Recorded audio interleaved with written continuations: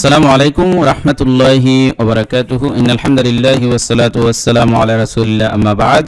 সুপ্রিয় দর্শক শ্রোতা ভাই বোন, আজকে আমরা কোরআনুল কারীম বানান করে রিডিং পড়া আকর্ষণীয় পদ্ধতির 128তম পর্বে এসে পৌঁছে গেছি। সূরাতুল বাকারা 146তম আয়াত আজকে আমরা বানান করব, মশক করব তাজবিদ সহকারে। এই ভিডিওগুলোর মাধ্যমে আপনি কোরআনুল কারীম রিডিং পড়া শিখে নিতে পারবেন।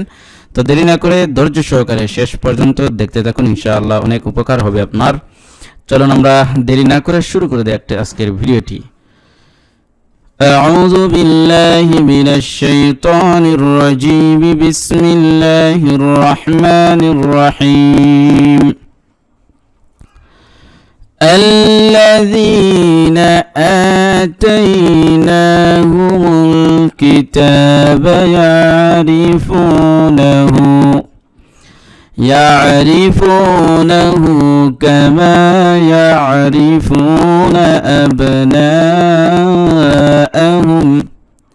وإن فريقا منهم ليكتمون الحق وهم يعلمون।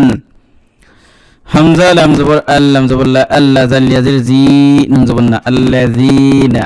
এখানে জিয়ারের বাম পাশে জুজুম ওয়ালা ইয়া মদের হরফ একালিফ টান দিতে হবে। আল্লাযীনা। হামজা খারা জবর আ, তাই জবর তাই, নুন খারা জবর না, হাম পেশ হুম, হা পেশ হুম, মিম লাম পেশ মুল হুমুল তে। এরপরে কাবজের কি তা খারা জবর তা, কিতাবা জবর বা, কিতাবা। এখানে দেখেন এ খারা জবর এখানে তিনটে খারা জবর রয়েছে, একালিফ টান দিছি। তো খারা জবর খারাজের উল্টা পেশ হলে একালিফ টান দিয়ে পড়তে হয়।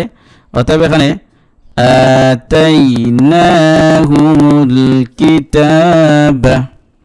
ইয়া আইন জবর ইয়া, রাজির ইয়ারি, ফাও পেশ ফু, নুন জবর না, হা উল্টা পেশ হু, ইয়ারিফুনাহু।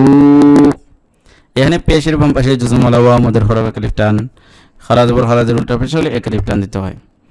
ইয়ারিফুনাহু। কাব জবর কা, মিম আলিফ জবর মা, কামা। এখানে জবরের বাম পাশে খালি আলিফ মদের হরফ একালিফ টান দিতে হবে। কামা। ইয়া আইন জবর ইয়া, রাজির ইয়ারি, ফাও পেশ ফু, নুন জবর না, ইয়ারিফুনা। এখানে পেশের বাম পাশে জুজুম ওয়ালা ওয়াও মদের হরফ একালিফ টান। ইয়ারিফুনা। হামজা বা জবর আব, নুন আলিফ জবর না, হামজা জবর আ, হাম পেশ হুম, আবনাআহুম। এই যে জবরের বাম পাশে খালি আলিফ মদের হরফে কালিফ টান, কিন্তু মদের হরফের পরে উপরে এই যে তীর চিহ্ন দেখতে পাচ্ছেন, এটা হলে 4 আলি লম্বা হয়। অতএব এখানে 4 আলি লম্বা করব আমরা। আবনাআহুম। ওয়া জবর ওয়া, হামজা নুন যে ইন, নুন জবর না, ওয়া ইন নুন মিমে তাসদীদ গুণ করা বাজে। ফা জবর ফা, ইয়াজরি ফারি, জেরের বাম পাশে জজম ওয়ালা ইয়া মদের হরফে কালিফ টান। কফ মিম জি জবর কম, মিম নুন জের মিন, কম মিন, হামিম পেশ হুম, মিন হুম। এখানে নুনে মিমে তাসদীদ গুণ করা ওয়াজিব, আর নুন সাকিনের পরে হা আসছে, এজহার হয়েছে, এই জন্য স্পষ্ট করে পড়তে হবে। নুন সাকিন অথবা তানবিনের পরে যদি এজহারের কোনো একটা অক্ষর আসে, এখানে বিশেষ করে হা হচ্ছে এজহারের অক্ষর, তো ওখানে এজহার হবে। নুন সাকিন এবং তানবিনকে স্পষ্ট করে গুন্না সারা পড়তে হবে। যেমন মিন হুম, লাম জবর লা, ইয়া কাফ জবর ইয়াক, লা ইয়াকতুমু, নুন লাম জবর নাল, লা ইয়াকতুমুনাল। এখানে পেশের বাম পাশে জজম ওয়ালা ওয়াও মদের হরফ, লা ইয়াকতুমুনাল। হক জবর হক, কাফ জবর কা, হক কা। ওয়া জবর ওয়া, হামিম পেশ হুম, ওয়া হুম। ইয়া আইন জবর ইয়া, লাম জবর লা, ইয়া আলা, মিম ওয়া পেশ মু, নুন জবর না, ইয়া আলামুনা।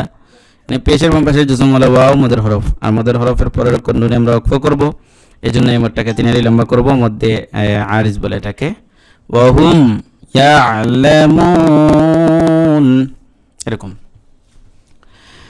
الذين آتيناهم الكتاب يعرفونه كما يعرفون أبناءهم وإن فريقا منهم ليكتمون الحق وهم يعلمون